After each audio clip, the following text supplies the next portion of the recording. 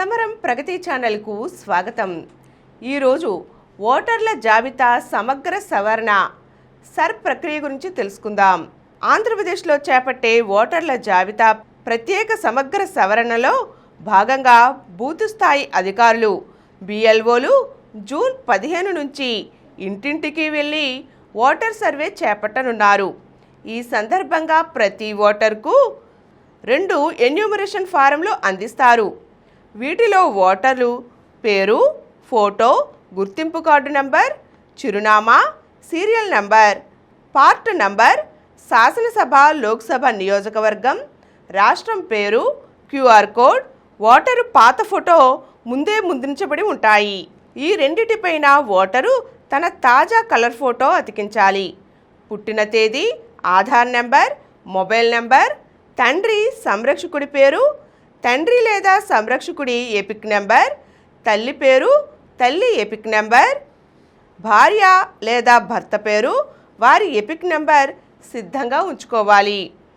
ఈ ఫారాలు అందించేటప్పుడే ఏ వివరాలు ఎలా నింపాలో బిఎల్ఓలు అవగాహన కల్పిస్తారు. మొత్తం ఫామ్ పూర్తి చేసి జత చేయవలసిన పత్రాలు సిద్ధం చేసుకుంటే బిఎల్ఓలే వచ్చి వాటిని సేకరిస్తారు. మరో ఫామ్పై బిఎల్ఓ సంతకం చేసి దాన్నే రసీదుగా ఓటర్కు అందజేస్తారు. ఓటర్లు ఆన్లైన్లోనూ దరఖాస్తు చేసుకుని ఈ వివరాలను అప్లోడ్ చేసుకోవచ్చు. వాటిని బిఎల్ఓలు క్షేత్రస్థాయిలో పరిశీలించి ధృవీకరించుకుంటారు. పూర్తి చేసిన ఎన్యూమరేషన్ ఫారాలను తిరిగి బిఎల్ఓలకు అందజేసిన ఓటర్ల వివరాలతో జూలై 21న ముసాయిదా ఓటర్ల జాబితా విడుదల చేస్తారు. అయితే క్లెయిమ్లు, అభ్యంతరాల పరిష్కారం సమయంలో తుది నిర్ణయం తీసుకుంటారు. అనుమానాస్పద కేసులను ముందే పరిశీలిస్తారు. ముసాయిదా జాబితాలో పేరు లేకపోతే ఏం చేయాలంటే, ఓటర్లు ఎవరైనా నిర్దేశిత సమయంలోగా ఎన్యూమరేషన్ ఫారాన్ని బిఎల్ఓలకు సమర్పించలేకపోతే వారి పేరు ముసాయిదా జాబితాలో ఉండదు. అలాంటి వారు జూలై 21 నుంచి ఆగస్టు 20 వరకు కొత్తగా ఓటర్ల జాబితాలో నమోదు చేసుకోవడానికి ఫామ్ 6లో దరఖాస్తు చేసుకోవాలి. దాంతోపాటు డిక్లరేషన్ ఫామ్ను సమర్పించాలి. మృతులు, ఇతర అనర్హుల పేర్లు ఓటర్ల జాబితా నుంచి పేరు తొలగించేందుకు ఫామ్ 7లో దరఖాస్తు చేసుకోవాలి. చిరునామాల మార్పు, పేర్లు, ఇతర వివరాల సవరణ కోసం ఫామ్ 8లో దరఖాస్తు చేసుకోవాలి.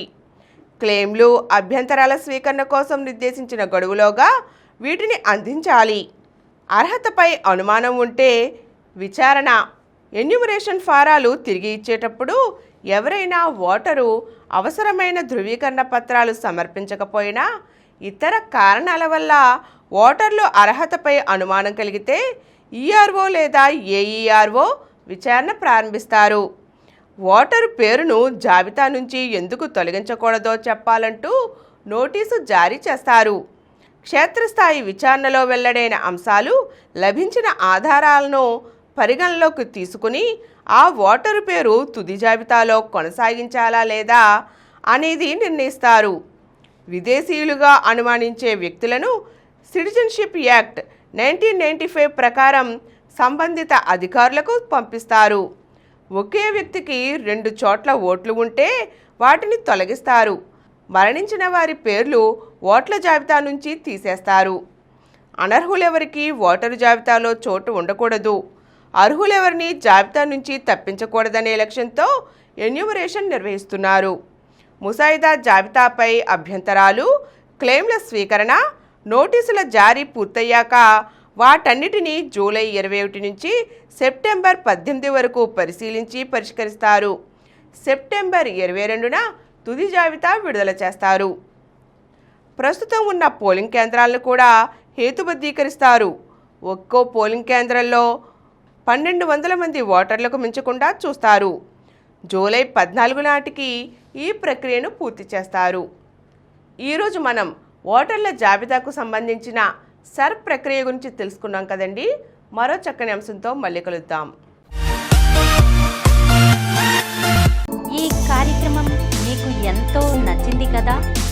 ఇటువంటి మరిన్ని వీడియోల కోసం అనతి కాలంలోనే 21 కోట్ల వ్యూస్ సాధించిన సమరం ఛానల్ సమర్పించు సమరం ప్రగతి ఛానల్కు సబ్స్క్రైబ్ చేయండి, లైక్ చేయండి, మీ ఫ్రెండ్స్కి షేర్ చేయండి. అలాగే ప్రక్కనున్న గంట సింబల్ని ప్రెస్ చేయడం మర్చిపోకండి.